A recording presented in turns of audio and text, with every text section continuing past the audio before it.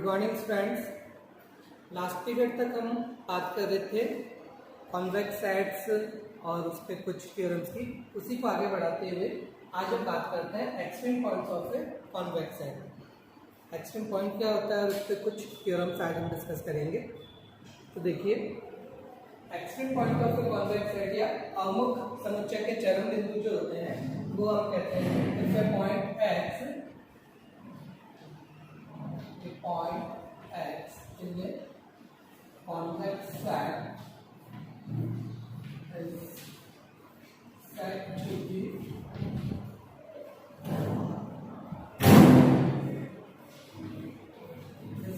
be an extreme point of the convex set if x cannot be expressed as a linear combination of points of the convex set.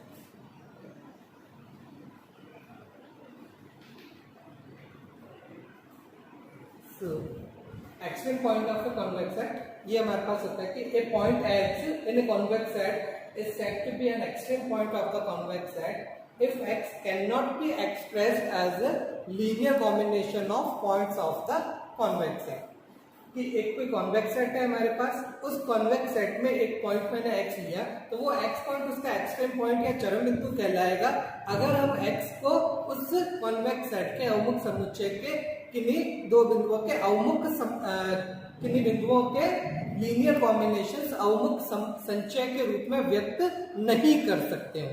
If x can not be expressed as a linear combination of points of convex set, then x is said to be a extreme point of the convex set. Means if so हम कहेंगे कि x is an extreme point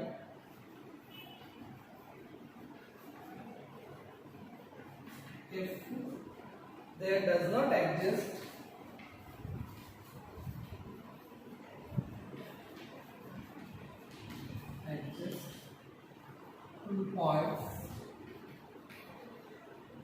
two distinct points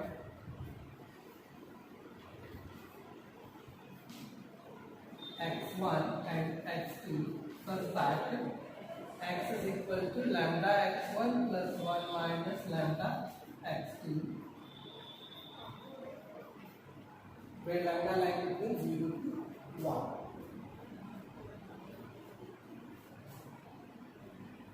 तो हम कहेंगे कि x एक extreme point कहलाएगा यदि हमारे पास ऐसे कोई दो डिस्टिंक्ट पॉइंट, दो भिन्न बिंदु x1 और x2 इस तरह के एग्जिस्ट नहीं करते हो जिनके लिए कि x बराबर हम lambda x1 plus 1 minus lambda x2 लिख पाए, जहाँ लैम्डा है हमारा 0 और 1 के बीच में। तो x is an extreme point if there does not exist two distinct points x1 and x2 in that convex set such that x is lambda x1 plus 1 minus lambda x2 and lambda lies between 0 to 1. तो हम कहेंगे कि x is an extreme point of the convex set. अब देखिए इस पे कुछ theorem से डिस्कस करते हैं।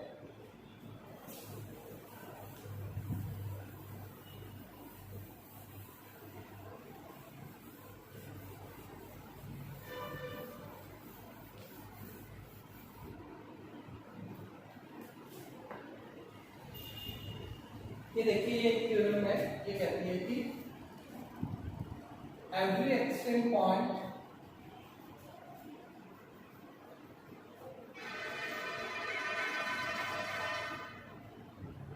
Of the convex set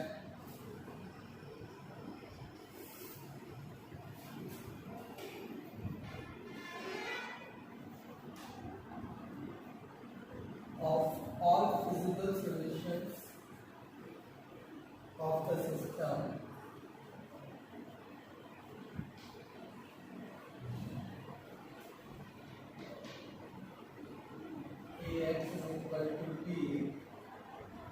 is a basic feasible solution and vice versa.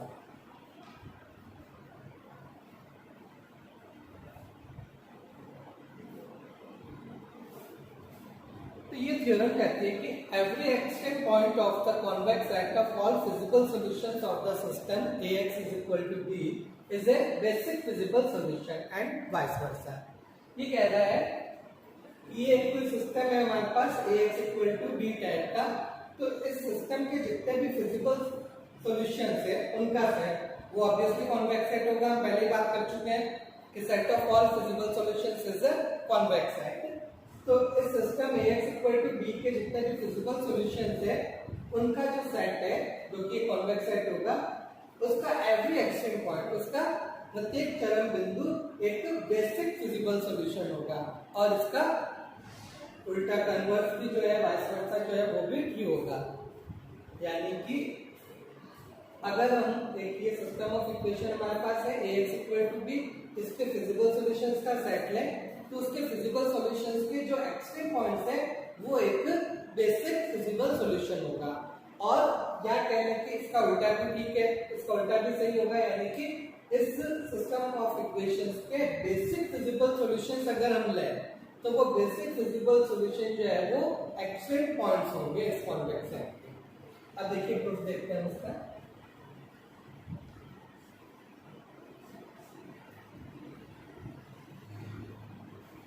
अब देखिए मान लेते हैं कि like in the system Ax equal to B, there are n variables and n equations and n is greater than n। ये मान लेते हैं कि ये जो हमारा निकाय दे रखा है हमारे पास Ax equal to B, इसमें हम मान लेते हैं कि इसमें n चर और m समीकरणों का निकाय लेंगे, जहाँ पे n जो है वो ग्रेटर देन m है, यानी कि number of variables are greater than the number of equations. कि हमारे पास वेरिएबल्स ज्यादा हैं लेकिन इक्वेशंस कम है।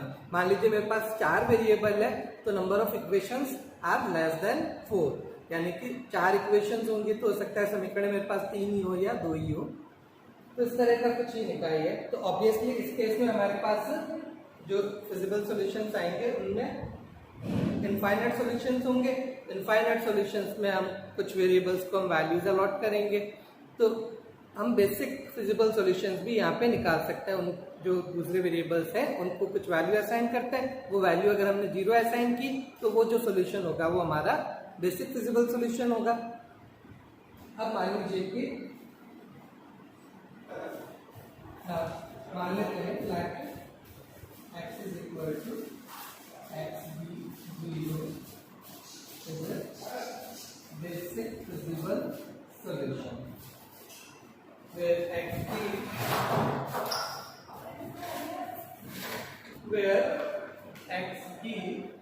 is vector of n basic variables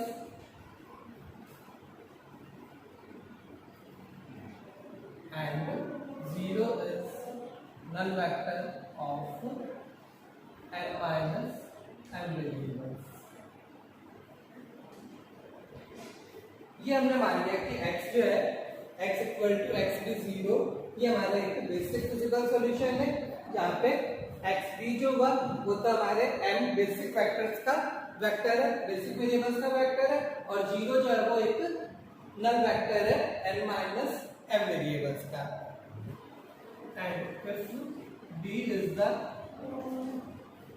vector of a matrix of basic variables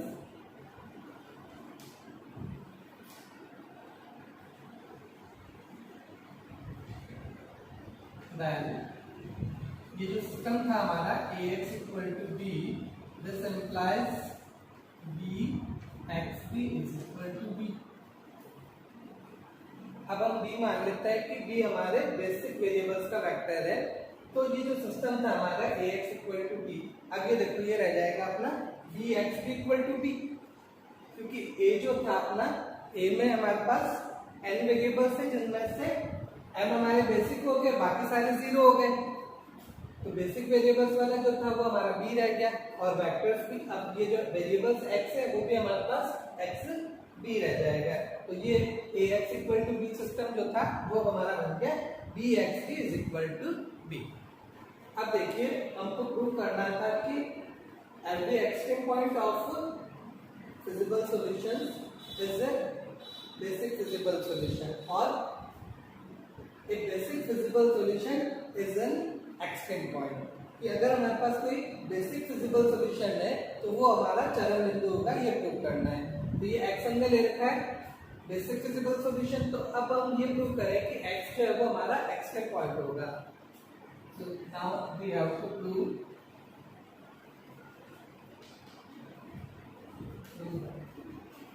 x is an extreme point।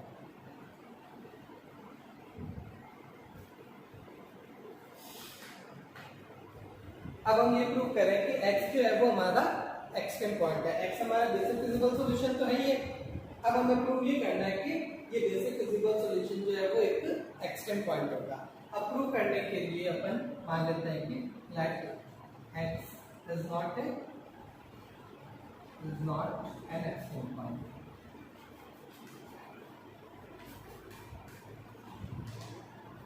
हम मान लेते हैं कि x हमारा एक्सट्रीम पॉइंट नहीं है।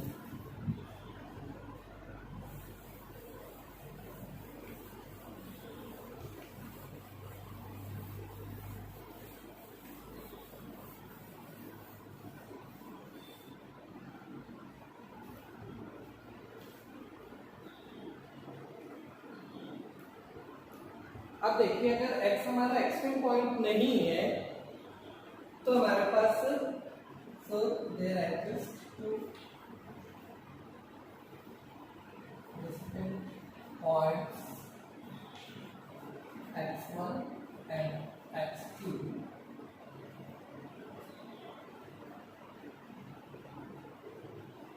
such that x is equal to lambda x1 plus 1 minus lambda x2 where lambda lies in 0 to 1। तो अगर x हमारा एक्सट्रीम पॉइंट नहीं है तो हमारे पास दो पॉइंट्स x1 और x2 set of feasible solutions में इस तरह के होंगे जिनके लिए x = lambda x1 plus 1 minus lambda x2 होगा और lambda line between 0 to 1। Lambda जो है वो हमारा 0 से बड़ा और 1 से छोटा या बराबर हो सकता है। तो इस तरह का एक एक्स पॉइंट हमारे पास होना चाहिए। अब देखिए अब मान लेते हैं कि x1 = u1 v1 and x2 = u2 v2। अब यहाँ पे ये जो u1 u2 है ये u1 u2 are vectors of basic variables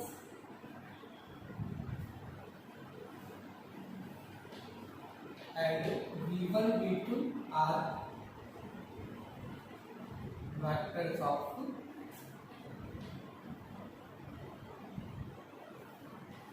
remaining n minus m variables। तो यहाँ पे ये देखिए u1 और u2 जो है वो तो हमारे जो बेसिक वेरिएबल्स हैं उनके वेक्टर्स हैं और v1 और v2 जो हमारे पास ये n minus m remaining n minus m variables रह गए थे उनके वेक्टर्स हैं। तो ये हमने x1 और x2 इस तरह से ले लिए।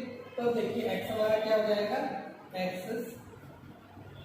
Lambda x1 is u1 v1 plus 1 minus lambda u2 v2। तो ये हो गया हमारा एक तरह से lambda u1 plus 1 minus lambda u2 and lambda v1 plus 1 minus lambda v2।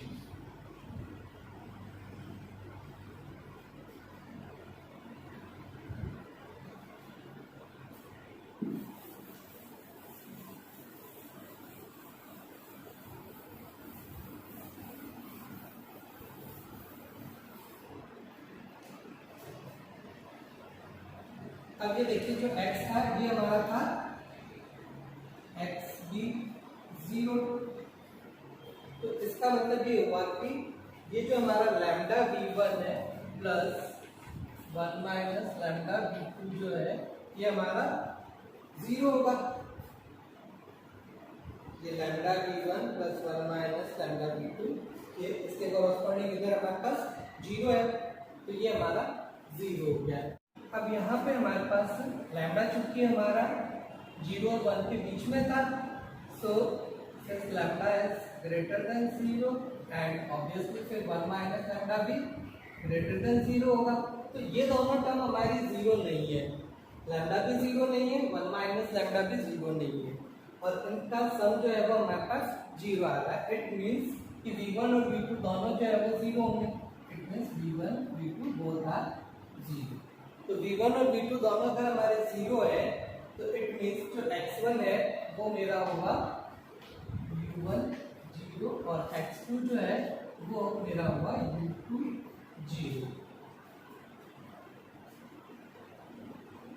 और यहाँ से अगर हम देखेंगे तो x b जो अपना आएगा वो होगा lambda u1 plus 1 minus lambda u2। तो ये हो गया x1 हमारा u1 v1 था, v1 हम बता चुके हैं 0 है, तो x1 मेरा हो गया u1 0, x2 मेरा हो गया u2 0। और यहाँ से अगर हम देखें तो ये xb जो होगा वो होगा lambda u1 plus 1 minus lambda u2। अब देखा हमें प्रूव ये करना था कि ये जो x है वो हमारा एक एक्सट्रीम पॉइंट है। एक्सट्रीम पॉइंट होने का मतलब ये हुआ कि x को हम इस तरह से एक्सप्रेस नहीं कर सकते कि x is equal to lambda x1 plus 1 minus lambda x2 type में इसको एक्सप्रेस नहीं कर सकते। यहाँ पे x1 और x2 बता चुके हैं कि x1 और x2 हमारे फिजिकल सॉल्यूशंस के सेट को बिलोंग करते हैं, तो फिजिकल सॉल्यूशंस के सेट को बिलोंग करते हैं यानी कि x1 और x2 हमारी इक्वेशंस को सेटिस्फाइड करेंगे, यानी कि ax1 इक्वल टू b होगा और ax2 इक्वल टू b आएगा। ये हम बता चुके हैं, ये हमारा होगा। तो ये हमारे पास हो गया कि ax1 बराबर b आ गया, ax2 बराबर b आ गया। या हम इसको ये कह लें कि ये हम पहले बता चुके हैं ax equal to b type की इक्वेशन थी, उसको हम bxb equal to b type की इक्वेशन हमने लिखी थी, तो इसको हम लिख सकते हैं कि bxb bu1 equal to b and bu2 equals to b. It means bu1 equal to bu2. This means u1 equals to u2.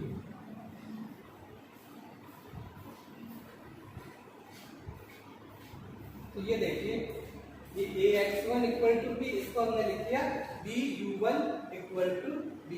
x1 और x2 जो थे वो हमारे कॉरस्पॉन्डिंग टू u1 और u2 हो गए, तो bu1 इक्वल टू b और यहाँ से bu2 इक्वल टू b आएगा। It means b1 is equal to b2, it means u1 equal to u2। अब u1 और u2 अगर इक्वल है तो यहाँ से अगर हम देखें तो x1 और x2 भी इक्वल होंगे। It means x1 is equal to x2, x1 हमारा u1 0, x2 हमारा u2 0 है। तो अब u1 और u2 अगर इक्वल है तो x1 और x2 भी इक्वल होंगे।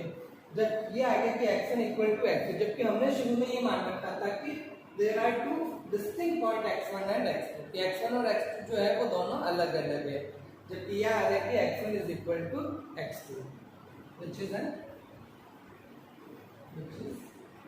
फॉल्स, जो कि गलत है। अब चूंकि ये गलत है यानी कि हमने जो अजम्पशंस ले रखी थी वो हमारी गलत हो गई। It means so therefore x is an extreme point.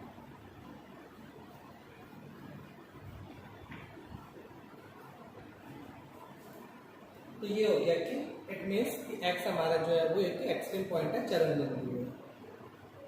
तो एक ये चीज तो हमने प्रूव कर दी कि एक फिजिकल सॉल्यूशंस का सेट, अगर जो physical solutions basic physical solutions जो है वो हमारे एक्सट्रीम पॉइंट्स होंगे। अब हमें इसका उल्टा भी प्रूव करना है कि अगर हमारे पास कोई एक्सट्रीम पॉइंट हो तो वो बेसिक फिजिकल सॉल्यूशन होगा, ये भी प्रूव करना है। ये अब देखिए आगे हम देखते हैं।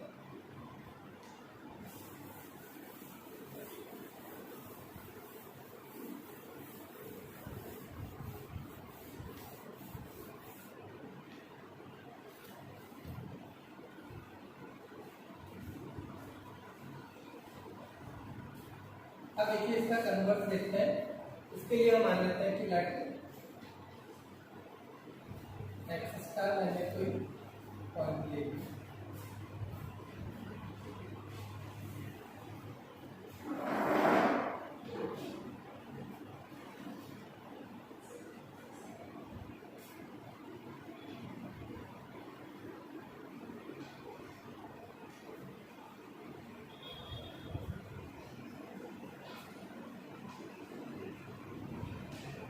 let x star is x1, x2 up to xn be an extreme point of set of feasible solutions.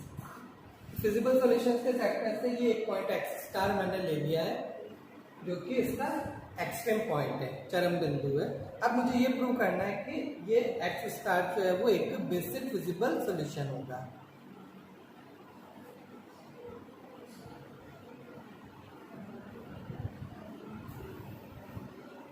अब ये प्रूव करने के लिए कि ये एक बेसिक फिजिबल सॉल्यूशन है, इसके लिए मैं ये प्रूव कर दूं कि ये जो पॉइंट है हमारा ये एक लीनियर, ये हमारा लीनियरली इंडिपेंडेंट है। अगर ये लीनियरली इंडिपेंडेंट हुआ तो it means it is a basic solution.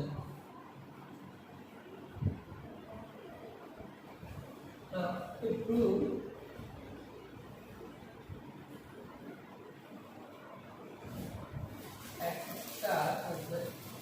basic physical solution, we have to prove that the vectors corresponding to non-zero variables are linearly independent। तो अब ये प्रूव करने के लिए कि एक्स स्टार हमारा एक बेसिक फिजिबल सॉल्यूशन है, उसके लिए मुझे ये प्रूव करना होगा कि एक्स स्टार में जो भी नॉन जीरो वेरिएबल्स के कॉरस्पॉन्डिंग वेक्टर्स हैं वो सारे वेक्टर्स हमारे लीनियरली इंडिपेंडेंट है।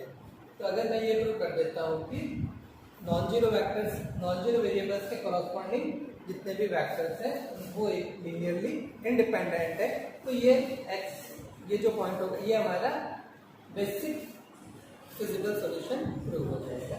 अब देखिए इसके लिए कि मैं मान लेता हूँ कि एक्स स्टार जो है वो मेरा कुछ इस तरह का है कि उसमें एक्स के तक नॉन जीरो वेरिएबल्स है और उसके बाद में ये कुछ जीरो वेरिएबल्स है। एक जीरो हो गया मेरे पास n माइनस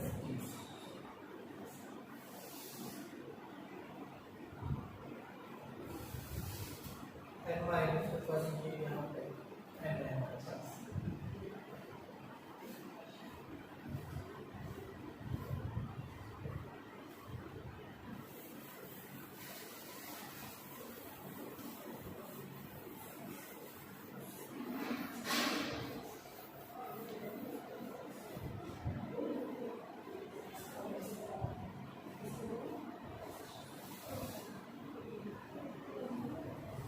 अब देखिए अगर हम ax इक्वल टू b को देखें तो उसको ax इक्वल टू b को मैं कुछ इस तरह से लिख सकता हूँ a1x1 plus a2x2 so on a(n)xn equal to b। ये ax इक्वल टू b को मैंने इस तरह से लिख लिया a1x1 plus a2x2 and so on plus a(n)xn is equal to b। या पहले की summation I equal to 1 to n ai xi equal to b।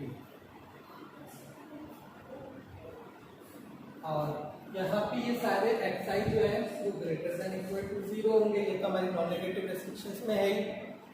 अब यहाँ पे ये जो a है हमारा वो हो गया a1 a2 ak k1 an। तो ये ए जो हमारा A1 A2 A3 up to AN तक था, इसको मैंने ले लिया A1 A2 A3 up to AK, then AK+1 AK+2 and so on up to last हमारा आ जाएगा AN। अब पॉसिबल होता हो मान लेते हैं कि इफ पॉसिबल वेक्टर्स ये A1 A2 up to AK तक है आर लीनियरली डिपेंडेंट। इनको मान लेते हैं कि ये लीनियरली डिपेंडेंट है। अब ये वेक्टर्स अगर लीनियरली डिपेंडेंट है then there exist lambda such that lambda 1 A1 plus lambda 2 A2 plus so on lambda k AK equal to 0 where at least one lambda is non zero. यहाँ पे कम से कम एक lambda जो है वो नॉन जीरो जरूर है। तो ये इस तरह के कुछ लैम्डास हमारे पास एग्जिस्ट करेंगे अगर ये लीनियरली डिपेंडेंट है। तो lambda 1 A1 plus lambda 2 A2 and so on up to lambda k AK equal to 0 है, जहाँ पे कम से कम एक लैम्डा जो है वो हमारा नॉन जीरो है। या कहते हैं एक तरह से summation I equal to 1 to n lambda I bi equals to 0।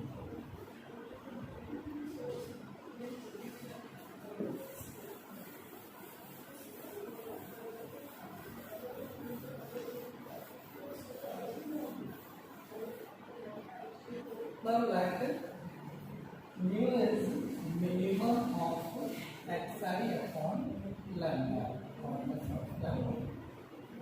ये हमने मान लिया, mu हमने ले लिया कि minimum of xi upon lambda है। If epsilon is lying between 0 to mu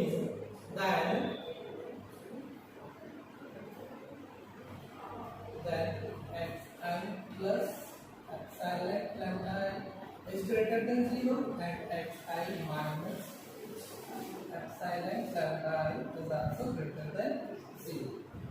अब ये हमने ले लिया एप्सिलॉन हमने ले लिया 0 और म्यू के बीच का। म्यू जो है वो हमारा minimum of xi upon modulus of lambda है। So obviously xi plus epsilon lambda है वो भी 0 से बड़ा होगा और xi माइनस एप्सिलॉन लैम्डा है तो वो भी हमारा 0 से बड़ा होगा। अब देखिए मैं एक वेक्टर लैम्डा इस तरह से लेता हूँ, lambda is lambda 1 lambda 2 lambda 3 up to lambda k and ये 0 है हमारे पास n माइनस k। ये मैंने एक लैम्डा एक वेक्टर इस तरह से ले रखा है lambda 1 lambda 2 lambda 3 up to lambda k आगे के n माइनस k जो है वो 0। अब देखिए मैं एक पॉइंट ले रहा हूँ x1 स्टार, ये मैं इस तरह से ले रहा हूँ x1 स्टार है जी x star plus epsilon lambda. तो ये देखिए ये हमारा बन जाएगा x1 plus epsilon lambda 1 x2 plus epsilon lambda 2 अब xk plus epsilon lambda k और आगे हमारे पास ये n माइनस k 0 वेक्टर आ जाएंगे। और एक दूसरा पॉइंट में x2 स्टार और ले रहा हूँ, वो ले लेते हैं x star minus epsilon lambda. ये हो जाएगा x1 minus epsilon lambda 1 x2 minus epsilon lambda 2 xk minus epsilon lambda k और आगे सारे ये 0। ये हमारे n माइनस k वेक्टर्स हैं।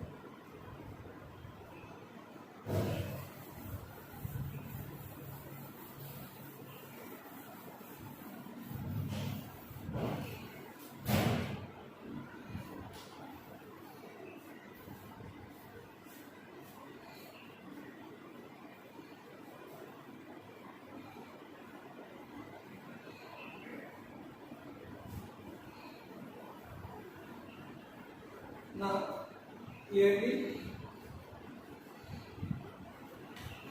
x1 greater than 0 and x2 is also greater than equals to 0।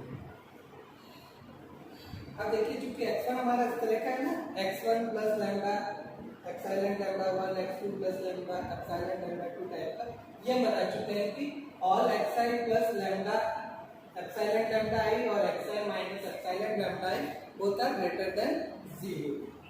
तो ये वाली सारी टर्म्स में हमारी 0 से बड़ी है, ये भी सारी टर्म 0 से बड़ी है, तो इट मीन्स कि x1 स्टार और x2 star, sorry x1 star और x2 स्टार ये दोनों हमारे ग्रेटर देन इक्वल टू 0 होंगे। अब इसके बाद में मैं देखता हूँ ax1 स्टार। अब देखिए ये नॉन नेगेटिव रेस्ट्रिक्शंस को तो ये दोनों मेरे सेटिस्फाइड कर रहे हैं। अब ये अगर मेरे ax इक्वल टू b को भी सेटिस्फाइड करे तो मैं कह दूंगा कि ये हमारे फिजिबल सॉल्यूशंस हैं। तो अब हम देखें ax1 स्टार, तो देखिए ax1 स्टार अब मेरा हो जाएगा a1 x1 plus epsilon lambda 1 plus a2 x2 plus epsilon lambda 2 plus up to ak xk plus epsilon lambda a, और फिर a1 x1 plus a2 x2 and so on plus ak xk plus epsilon lambda 1 plus lambda 2 up to lambda k। क्या कह रहे हैं? Summation ai xi plus epsilon summation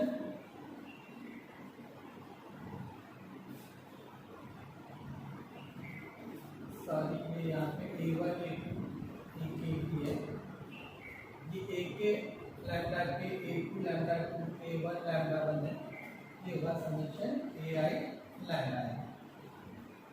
अब देखिए हम पहले बता चुके हैं ये समेशन ai xi हमारा b था और समेशन ai लैम्डा हमने देखा था 0 था, तो ये हो गया इक्वल टू b। तो ये आ गया ax1 star is equal to b। Similarly इसी तरह से हम x2 के लिए भी बता सकते हैं ax2 star is equal to b। तो अब ये देखिए कि ax1 स्टार हमारा b आ रहा है, ax2 स्टार b आ रहा है, तो हमारे इक्वेशंस को सेटिस्फाइड करता है। x1 x2 दोनों ग्रेटर देन इक्वल टू 0 है, नॉन नेगेटिव रेस्ट्रिक्शंस को सेटिस्फाइड करते हैं। It means x1 and x2 are the feasible solutions. It means x1 and x2 star are feasible solutions.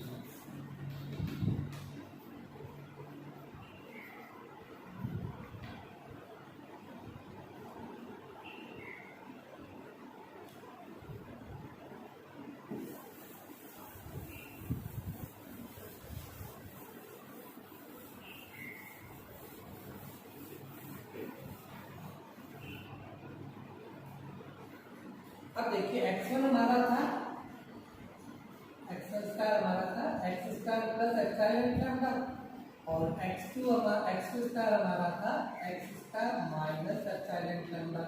तो अगर मैं दोनों को ऐड कर लूं तो x1 star plus x2 star ये हो गया twice of x star, epsilon lambda plus का माइनस से कैंसिल हो गया, या कह लें कि x star is 1/2 of x1 star plus x2 star।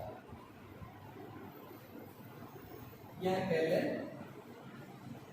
x star is lambda x1 star plus 1 minus lambda x2 star, where lambda is 1/2, 1/2 line between 0 to 1।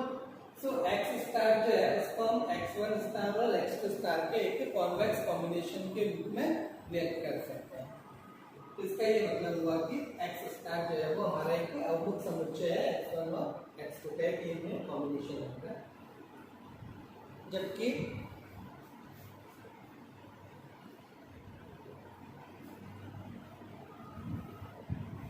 तो it means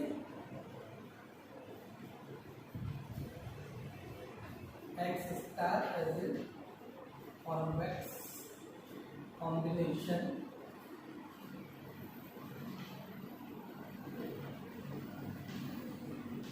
of x1 star and x2 star, which is false।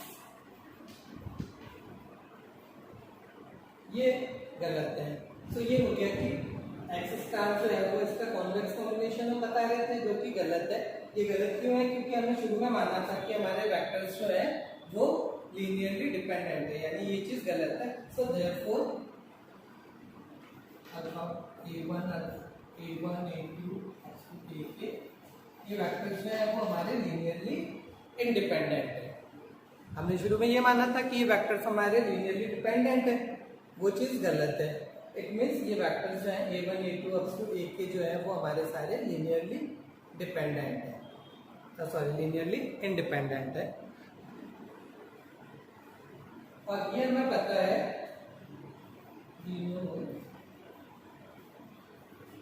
only maximum m vectors are linearly independent, so k is less than equals to m। ये हमें पता है क्योंकि उसमें m variables थे हमारे पास, m number of equations थी, तो m वेक्टर्स जो है वही हमारे लिनियरली इंडिपेंडेंट हो सकते हैं। so k is less than equals to m, so therefore x star में हमारे पास मैक्सिमम जो है वो m वेक्टर्स जो है वो ही लीनियरली इंडिपेंडेंट हो सकते हैं। It means x star is a basic feasible solution. x star is a basic feasible solution. तो ये हमें प्रूव करना था कि अगर एक फिजिबल सॉल्यूशंस के सेट में जो बेसिक फिजिबल सॉल्यूशंस हैं वो हमारे एक्सट्रीम पॉइंट्स होंगे, या इस सेट का कोई एक्सट्रीम पॉइंट है तो वो एक्सट्रीम पॉइंट हमारा एक बेसिक फिजिबल सॉल्यूशन होगा। फर्दर नेक्स्ट पीरियड में हम और आगे डिस्कस करते हैं। Thank you.